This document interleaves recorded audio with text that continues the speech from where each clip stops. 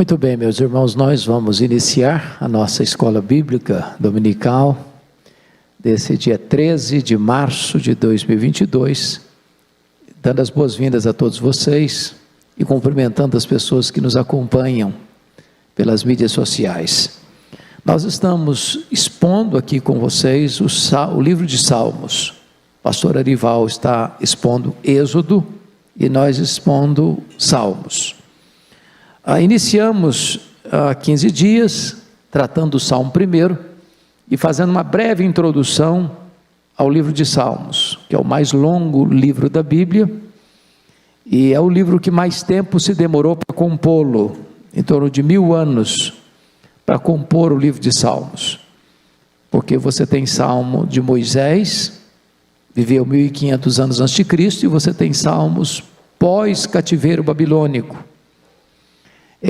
Vários autores escreveram os poemas, Davi, Asaf, os filhos de Coré, Salomão, Moisés, Etã, e temos também muitos salmos anônimos. Os salmos são poemas com características distintas, Você tem salmos de louvor, você tem salmos de lamento, você tem salmos de penitência, você tem salmos imprecatórios, você tem salmos messiânicos, e certamente eles foram reunidos num só livro depois do cativeiro babilônico, e formando aquilo que nós chamaríamos do inário do povo de Israel. E depois você tem no período da reforma os salmos sendo cifrados e servindo dos cânticos, dos hinos que eram entoados naquele período da reforma. Talvez seja o livro mais lido também da Bíblia, porque nas nossas liturgias dos cultos públicos, o livro mais lido é o livro de Salmos. Lemos os salmos quando estamos alegres, lemos os salmos quando estamos tristes, lemos os salmos num aniversário, lemos os salmos num funeral. Os salmos têm essa diversidade. Alguém já disse com muita propriedade que se a Bíblia fala a nós, o livro de Salmos fala também por nós, E hoje vamos considerar o Salmo 2, peço que você abra a sua Bíblia, no Salmo 2, que é um salmo messiânico, e é o salmo mais citado no Novo Testamento. De todos os salmos, o mais citado no Novo Testamento é este salmo que vamos ler aqui, é o Salmo 2. O reinado do ungido de Deus é o título que foi dado a este salmo. Porque se enfurecem os gentios e os povos, imaginam coisas vãs. Os reis da terra se levantam, e os príncipes conspiram contra o Senhor e contra o seu ungido, dizendo: rompamos os seus laços, sacudamos de nós as suas algemas. Ri-se aquele que habita nos céus, o Senhor zomba deles. Na sua ira, a seu tempo, lhes há de falar, e no seu furor os confundirá. Eu, porém, constituí o meu rei sobre o meu santo monte Sião. Proclamarei o decreto do Senhor. Ele me disse: tu és meu filho, eu hoje te gerei. Pede-me e eu te darei as nações por herança, e as extremidades da terra por tua possessão. Com vara de ferro as regerás e as despedaçarás, como um vaso de oleiro. Agora, pois, ó reis, sede prudentes, deixai-vos advertir, juízes da terra. Servi ao Senhor com temor e alegrai-vos nele com tremor. Beijai o filho, para que não se irrite, e não pereçais no caminho, porque dentro em pouco se lhe inflamará a ira. Bem-aventurados todos os que nele se refugiam. Eu quero tratar do seguinte tema na exposição deste salmo: a fúria dos homens e o riso de Deus. A fúria dos homens e o riso de Deus. O contexto aqui é dos povos, das nações, dos homens em geral, se insurgindo contra Deus, se rebelando contra Deus, sacudindo o jugo de Deus e não querendo que Deus reine sobre eles. E diante da conspiração, da afronta, da zombaria, do escárnio que os homens fazem de Deus, pensando que eles podem viver rebelando-se contra Deus sem qualquer consequência, ou achando que Deus não pode reagir a esta insubordinação humana. O texto diz que enquanto os homens enfurecem-se na terra, Deus está rindo e zombando deles no céu. Significa que o trono de Deus não pode ser abalado. Nenhum império, nenhuma nação, por mais poderosa, nenhum ajuntamento de nações pode se insurgir contra Deus e abalar o trono de Deus, e comprometer o governo de Deus, e contrariar o plano de Deus, ou frustrar o desígnio de Deus. Os homens não dominam, quem domina é Deus. O trono do céu governa a terra. Esta é a grande lição, ou a lição principal deste Salmo 2. Então, eu queria que você, com a Bíblia aberta no Salmo 2, pudesse acompanhar comigo a exposição desse Salmo. Então, a primeira coisa que o texto vai retratar para nós é a conspiração da terra. A conspiração da terra. Então veja comigo, por favor, os versos 1 a 3, para definir isso. Porque se enfurecem os gentios e os povos imaginam coisas vãs. Os reis da terra se levantam e os príncipes conspiram contra o Senhor e contra o seu ungido, dizendo: rompamos os seus laços e sacudamos de nós as suas algemas. Então, o que você percebe aqui é uma espécie de oposição rancorosa e deliberada dos povos contra Deus. Qual é a extensão desta rebelião? Qual é a extensão dessa rebelião? Está escrito aqui que os gentios e os povos e os reis e os príncipes, ou seja, tanto os líderes quanto os liderados, tanto os reis como os súditos, é uma conspiração geral, e é uma conspiração deliberada, e é uma conspiração rancorosa contra Deus. Agora, como é que é isso? Como é que é essa conspiração da terra? Primeiramente, veja você no verso 1, parte a fúria dos gentios. Por que se enfurecem os gentios? Gentios aqui é um termo para generalização do ser humano. Todos os povos, todas as etnias, todas as culturas, todos os estratos sociais, todos os ideários políticos. Há uma conspiração global, universal, e os homens estão não só conspirando, mas eles estão furiosos. Essa palavra enfurece aqui na língua hebraica é a mesma expressão para o mar agitado. O mar agitado, enfurecido. Então, o que está acontecendo aqui é que os povos estão irados, furiosos, se rebelando contra o governo de Deus. Eles não querem que Deus reine, eles não querem os preceitos de Deus, os valores de Deus, os princípios de Deus governando a vida deles. Eles querem sacudir esse jugo. Bom, além da fúria, em segundo lugar, existem as imaginações vãs. Olha o verso 1 ainda. E os povos imaginam coisas vãs. Quando diz que os povos imaginam coisas vãs nessa rebelião contra Deus, a ideia é de que a rebelião contra Deus é inútil, é irracional. Nessa quebra de braço entre o homem e Deus, o homem não tem chance de ganhar. Nessa rebelião do homem contra Deus, ou dos homens contra Deus, não há chance dos homens abalarem o trono de Deus, desestabilizarem o governo de Deus e prevalecerem contra Deus. E aí a história é nossa pedagoga. Porque eu pergunto a vocês, onde estão os grandes impérios que se insurgiram contra Deus? O que aconteceu com eles? O que aconteceu ao grande império egípcio? Seus faraós poderosos? O que aconteceu ao grande império assírio, que amontoava terras e mais terras, e entravam nas cidades e decapitavam os homens, faziam montões e montões de cabeças na porta, dizendo: ninguém resiste ao nosso poder. O que aconteceu ao grande império babilônico, com a megalomania de Nabucodonosor?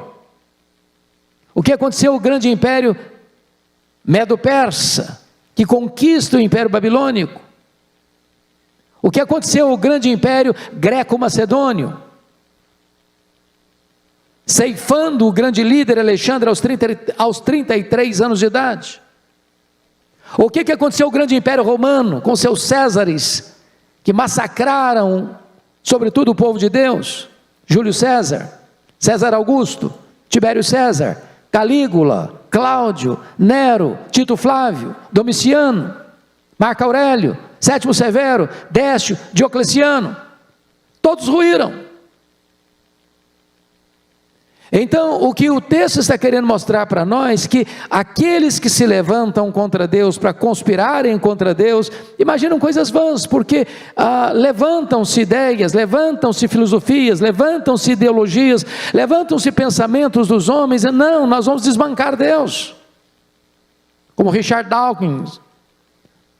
Dawkins, por exemplo, agora, mais recentemente na Inglaterra, escreveu: Deus, um delírio.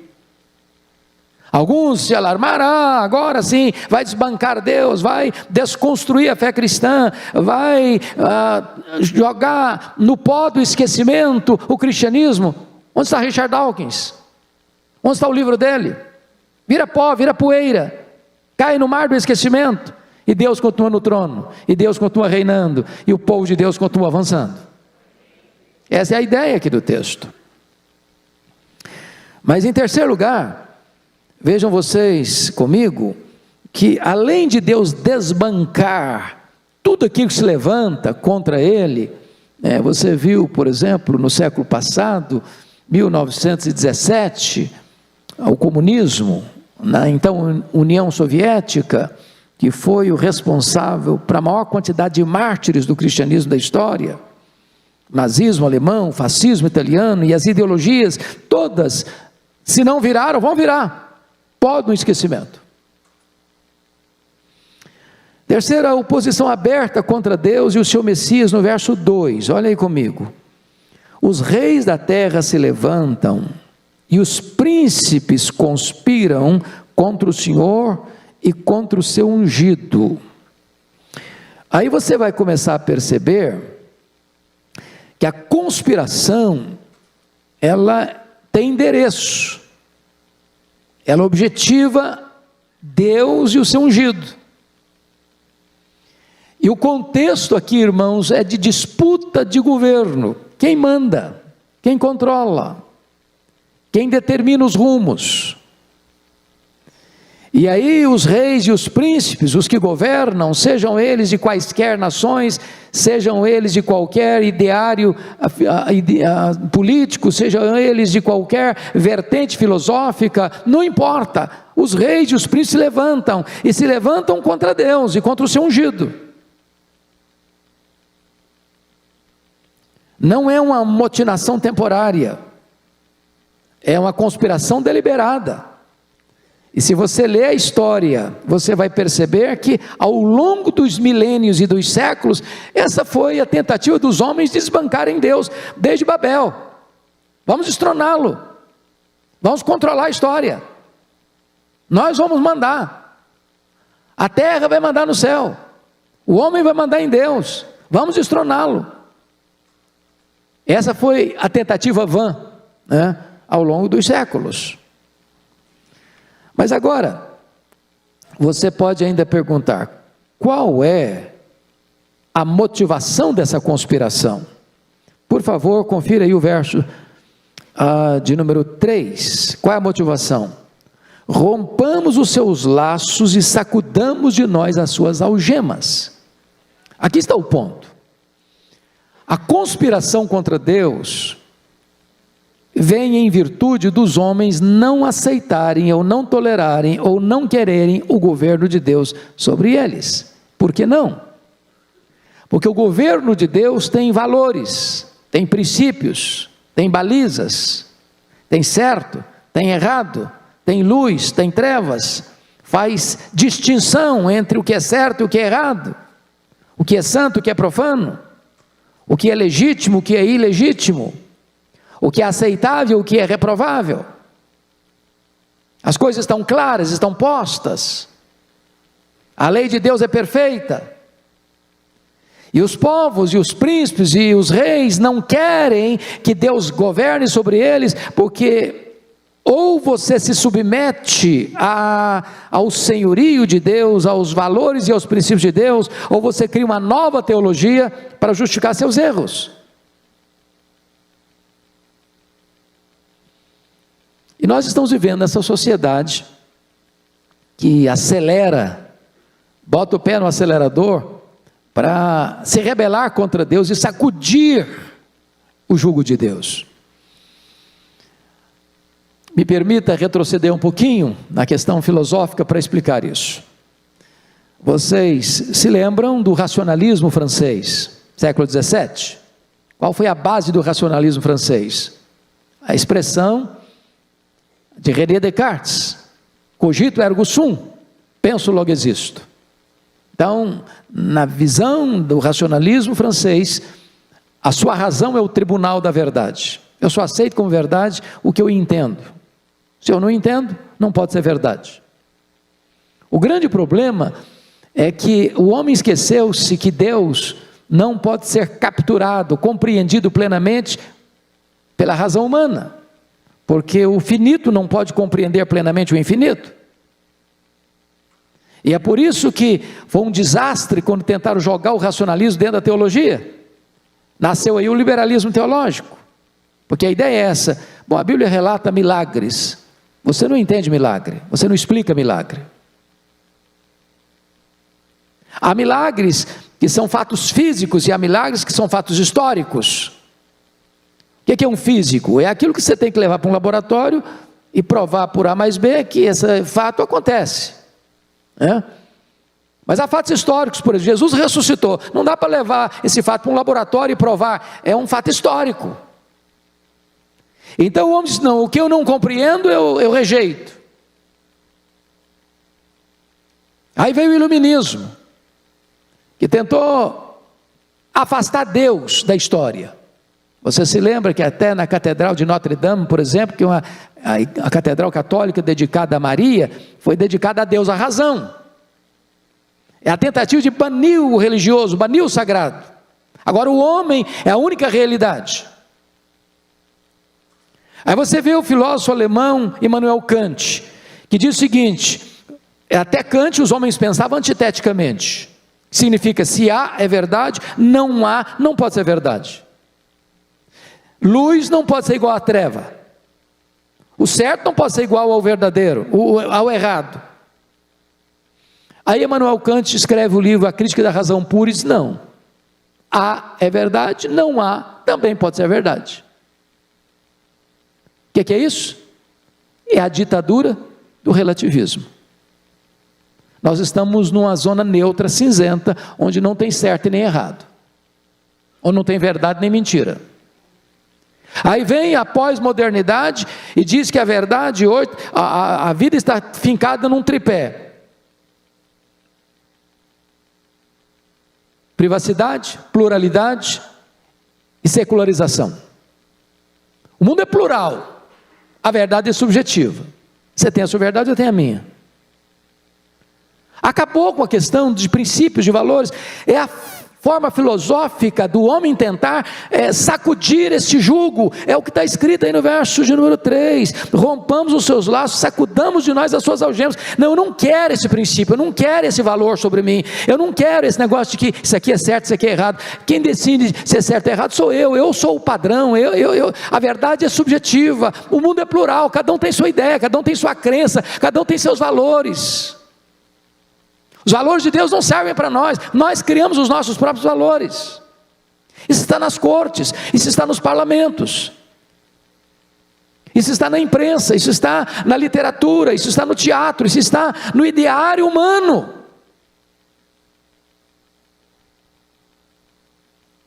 Agora, como é que Deus reage a isso? dessa ideia que está lá em Lucas 19,14. Não queremos que Ele reine sobre nós, não queremos nos submeter à soberania de Deus, vamos nos rebelar contra Deus. Como é que Deus reage a isso? Fica com medo? Fica inseguro? Fica esfregando as mãos lá no céu? Olha a resposta: o riso do céu. Versículo 4 e 5. Ri-se aquele que habita nos céus, o Senhor zomba deles. Na sua ira, a seu tempo, lhes dá de falar, e no seu furor os confundirá. Então vamos entender isso aqui. A ideia é, esse riso de Deus é o riso de zombar dessa tentativa do homem de anular o trono de Deus e de não querer que Deus reine. Deus não está inseguro, o trono de Deus não está abalado, Deus não está lá no céu esfregando as mãos, sem saber o que fazer com isso. Então veja você que Deus reage à rebelião com humor e desdém, Ele não se sente ameaçado. Por isso está escrito aí: ri-se aquele que habita nos céus, o Senhor zomba deles. O que é o homem para Deus? O que é o pó para Deus? O profeta Isaías disse que para Deus todas as nações da terra são como um pingo que cai num balde, como um pó numa balança de precisão, como um vácuo, como nada, como menos do que nada. Para Deus todos os povos, todos os seres humanos são como que um bando de gafanhotos, no sentido, eles não têm poder de afetar ou de desestabilizar ou de ameaçar o governo de Deus. Mas em segundo lugar, não só o riso de Deus, mas olha o verso 5, a ira de Deus. Na sua ira, a seu tempo, lhes há de falar, e no seu furor os confundirá. O que está escrito aqui então? Depois que Deus tem o riso do desdém, a afronta humana, Deus fala, e a fala de Deus, no pacote da ira divina, derrete, desestabiliza, destrói, confunde.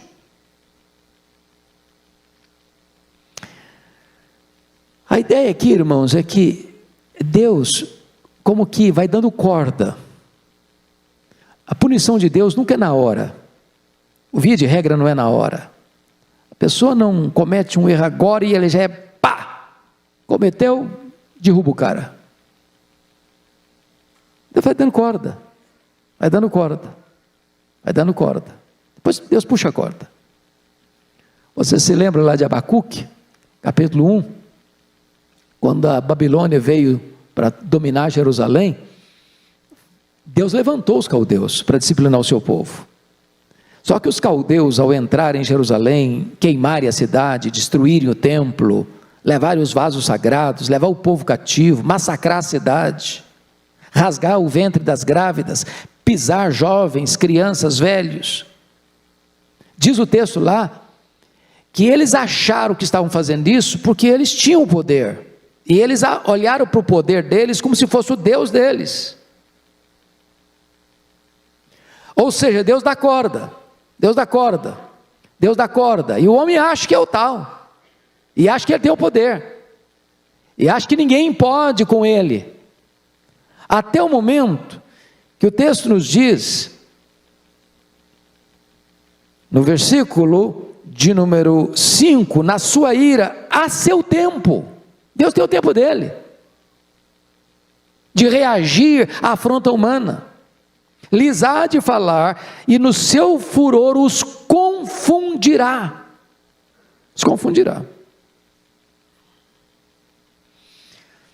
Então esse é o ponto que até aqui ele tratou, né? A conspiração da terra, a fúria dos homens, e segundo, o riso de Deus. Agora vamos ver, em terceiro lugar, a vitória do Messias, versos 6 a 9. Em primeiro lugar, está escrito aí, versículo 6, eu porém constituí o meu rei, note rei com maiúsculo, ele está falando do Messias, está falando de Jesus, sobre o meu santo monte Sião. Então, Deus está constituindo o seu filho, numa época em que os reis e os príncipes da terra se rebelam contra ele. Deus está constituindo o seu filho como Messias, como Rei dos Reis, dando nas mãos dele todo o poder e toda a autoridade. Está lá em Mateus 28, versículo 18: todo o poder e toda a autoridade me foi dada nos céus e na terra. E aí você vai para o Apocalipse capítulo 5, e você vai ver que Deus está sentado no trono, e o Messias, Jesus, o Filho, o Rei dos Reis, está sentado, e ele quem toma o livro da história nas mãos, escrito por dentro e por fora. Ele é o leão da tribo de Judá, que venceu para abrir o livro e desatar os selos. E essa é uma linguagem simbólica para mostrar que quem tem o poder de dar um curso à história, de dar sentido à história, de levar a história à consumação, não são os reis, nem são os príncipes da terra, mas o Rei dos Reis, o Messias. Essa é uma linguagem magnífica, irmãos,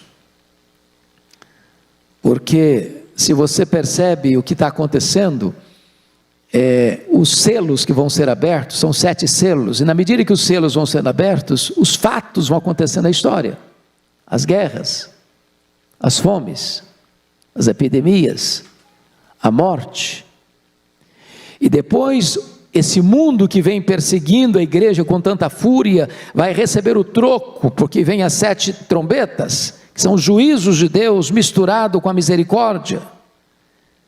E se você perceber aonde aconteceram os selos, também vai acontecer as trombetas, ou seja, Deus vai julgar o mundo.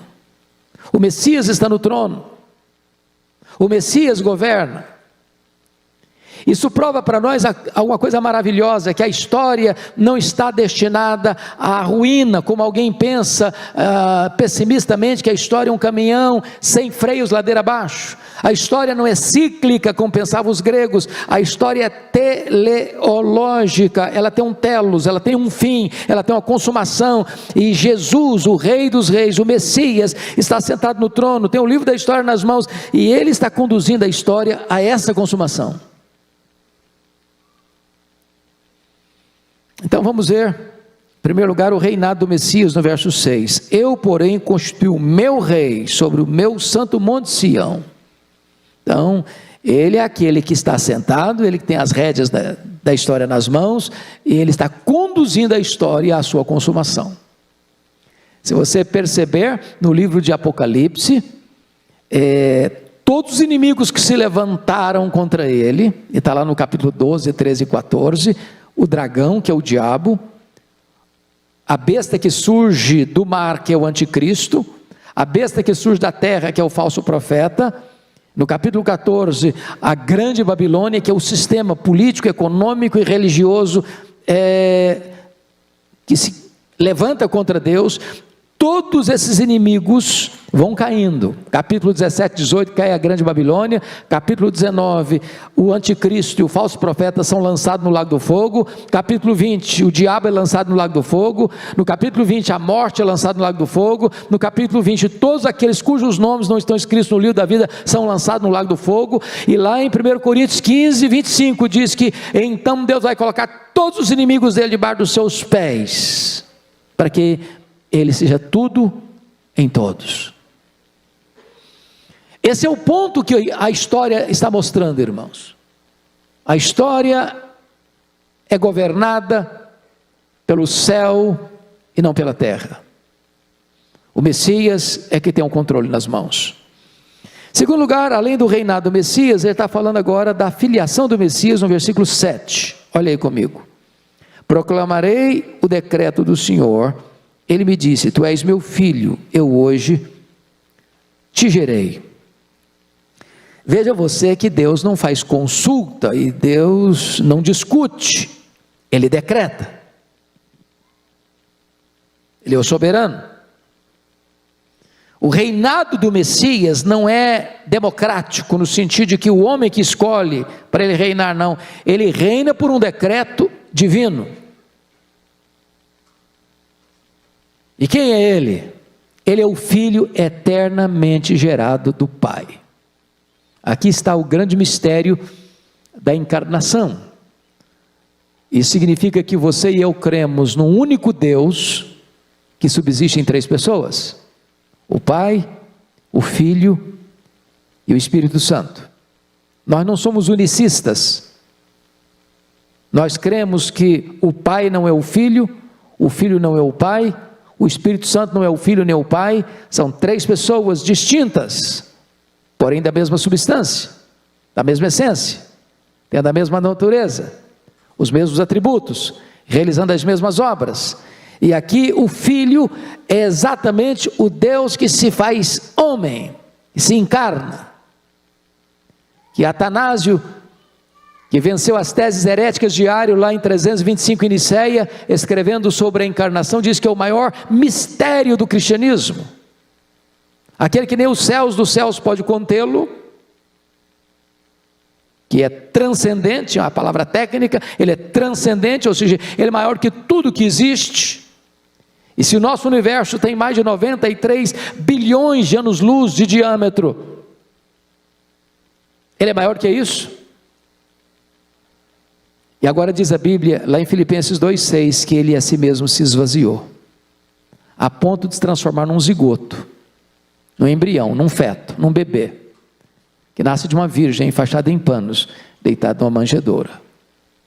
Ele é o Rei dos Reis, ele é o Filho eternamente gerado do Pai.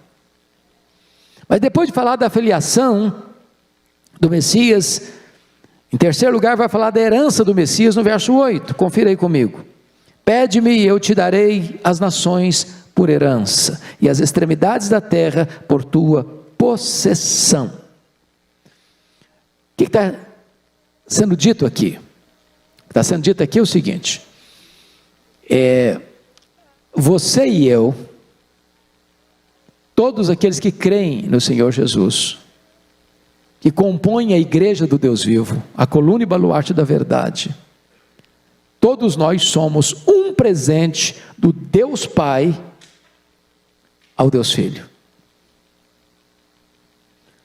Em virtude do sacrifício que ele fez lá na cruz, está lá em Apocalipse 5,9, que ele morreu para comprar com seu sangue os que procedem de toda tribo, povo, língua e nação. Então você e eu fomos comprados pelo sangue de Jesus. Está escrito lá em Isaías capítulo 53, versículos 11 e 12, que ele viu o fruto do penoso trabalho da sua alma e ficou satisfeito. A Bíblia diz em Hebreus que ele não levou em conta a ignomínia da cruz pela alegria que lhe estava proposta. É por isso que Jesus disse lá em João 6, 37, todo aquele que meu Pai me dá, esse virá a mim, e aquele que vem a mim, de maneira nenhuma eu lançarei fora. Ou seja, você e eu fomos dados pelo Pai ao Filho, e você e eu somos a herança de Jesus. Você e eu somos o presente de Deus Pai ao Deus Filho. E é nesse contexto que ele está dizendo: pede-me, eu te darei as nações por herança. Ele está falando aqui, tudo já é dele, ele criou e ele é o proprietário de tudo. A Bíblia diz lá em João 1,3, todas as coisas foram feitas por intermédio dele, e sem ele nada do que foi feito se fez. Mas ele está falando agora de redenção, ele está falando agora de um povo que foi comprado, e comprado não com ouro nem com prata, mas com o sangue do Filho de Deus. Então você foi comprado, e você é herança dele, e o Pai está dando para ele, Jesus, agora você é o fruto do penoso trabalho da alma de Jesus, que derramou a sua alma na morte para comprar você. Você é propriedade exclusiva dele. Bendito seja Deus. Mas agora, em quarto lugar, o salmista está falando agora do governo do Messias no verso 9, confira aí comigo. Com vara de ferro as regerás, as nações, regerás as nações, e as despedaçarás como um vaso de oleiro. Ele está usando uma linguagem aqui, obviamente, é muito provável que esse salmo foi escrito por Davi, aliás o Novo Testamento prova isso, embora não esteja escrito aqui, mas ele é citado no Novo Testamento como um salmo de Davi. Davi era um pastor, e a ideia de vara era uma ideia muito comum para ele, porque está tratando aqui de dois tipos de vara. Se você pensa num pastor, a vara era o cajado da ovelha, para guiar a ovelha, para separar a ovelha. Então ele usava a vara para nortear a ovelha. Mas a mesma vara que era usada para guiar a ovelha, era usada também como ferramenta, como arma, para espancar o lobo. Protege um, fere o outro. O contexto aqui do governo é que aqueles que rebelam-se contra o governo do Messias, se insurgem contra ele, zombam e escarnecem dele, dizendo: vamos sacudir o jugo dele. Eles que pensam que estão no controle e no poder, eles são tão frágeis, como um vaso de barro, que você pega um porrete, uma vara, e bate com força nesse vaso, e ele vira caco, ele se esmiuça. Irmãos amados, tem hora que você olha para a história, para as nações, a opressão, a zombaria, o ateísmo, as ideologias que foram uma razão de tanta tortura, de tanta morte, e notinha de rodapé. Às vezes a gente fica chocado, irmãos, com as consequências, mas não fica chocado com as causas. Dr. Aníbal Pereira Reis, um dos maiores apologistas do Brasil, disse que a bomba mais poderosa do mundo não é a bomba atômica, não é a bomba de hidrogênio. A bomba mais poderosa do mundo é a bomba I, é a bomba das ideias. Às vezes um cidadão está lá no na sua sala com ar condicionado, concebendo uma ideia, e aquela ideia dele vira uma filosofia, e aquela filosofia é abraçada, e aquela filosofia vai ser jogada para a história, para massacrar, para matar, para torturar, para oprimir. Foi o comunismo, 1917, na Rússia, na então União Soviética. O que foi o nazismo alemão, o que foi o fascismo italiano, o que é a ideia de que o homem é apenas uma coisa e não um ser humano. Tudo isso brota de uma ideia,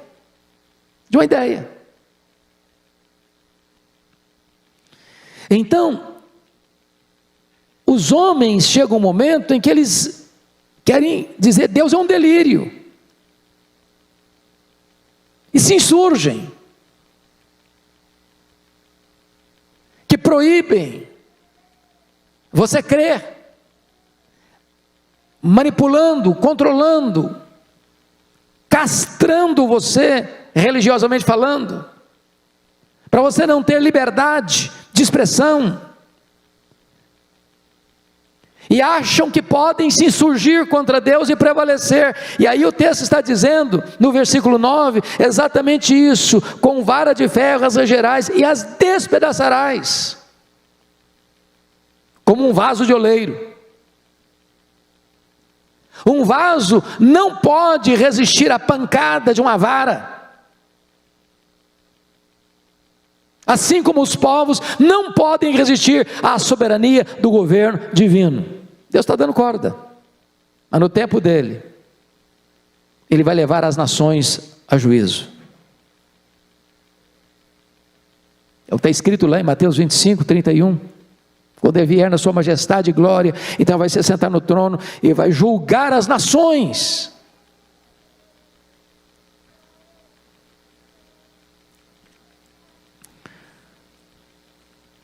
Agora, o último ponto da nossa exposição é o conselho de Deus. Então, você viu o reinado do Messias, e agora Deus está dando conselhos para as nações. Porque preste atenção nisso, as trombetas sempre vão soar antes do juízo chegar. Deus não tem prazer na morte do ímpio, em que ele morra e pereça. Deus alerta, Deus propõe a vida e a morte. Deus escolhe a vida porque você viva. E agora nós vamos ver qual é o conselho que Deus vai dar. Primeiro, abra seus ouvidos, versículo 10. Agora, pois, ó reis, sede prudentes, deixai-vos advertir, juízes da terra. Deus está dizendo, olha, eu vou advertir, eu vou falar, eu vou aconselhar, abra os ouvidos, aceite a advertência, escute, não seja tolo, não seja rebelde, não seja insubmisso. Eu estou falando, estou advertindo, estou alertando, escute. Não seja como uma mula que precisa apanhar. A vara é para as costas do tolo. Escute a advertência, abra os ouvidos. Segundo, abra suas mãos, versículo 11a, servi ao Senhor com temor. Servir aqui traz a ideia de você se submeter ao governo dele com reverência, com temor. E temor aqui não é fobia, temor aqui não é medo, no sentido de você vai viver debaixo da escravidão do medo. Eu gosto muito de ilustrar isso com a questão de pai e filho. O que um filho deva ter com seu pai? Por exemplo, se um filho, uma filha, não vou fazer isso porque eu tenho medo do meu pai. Eu não vou fazer aquilo outro porque meu pai vai me castigar e eu não quero sofrer. Essa é uma boa motivação? Não seria uma boa motivação. Qual seria a motivação correta? Eu não vou fazer isso de errado porque isso vai entristecer meu pai. Isso vai ferir o meu pai. E meu propósito é honrar meu pai. E eu o temo no sentido de não querer entristecê-lo. Essa é uma boa motivação. O que o texto está dizendo é que nós devemos servir a Deus com esse sentimento, com esse temor reverente, que é o princípio da sabedoria. Aliás, o único freio moral para o ser humano é o temor de Deus. Não é porque está na lei, não é porque uma pessoa vai ficar chateada com você, não é porque isso vai trazer prejuízo para você. O freio moral é o temor de Deus, servir ao Senhor com temor. Terceiro lugar, você abre os seus ouvidos, você abre as suas mãos para servir, mas em terceiro lugar, você abre o seu coração. Olha o verso 11, a parte B, e alegrai-vos nele com tremor. Não é uma alegria frívola, não é uma alegria pecaminosa, não é uma alegria mundana, é uma alegria reverente, sabendo quem Ele é. De vez em quando as pessoas me fazem a seguinte pergunta: pastor, como é que se lida com vaidade, com soberba? Minha resposta é a seguinte: uma pessoa para nutrir vaidade ou soberba no coração, é porque não conhece duas coisas. Primeiro, ele não conhece a Deus. Pergunto a vocês, quem pode comparecer perante aquele que é santo, santo, santo, o todo-poderoso Deus, de nariz empinado? Quem? Só um doido, só um louco.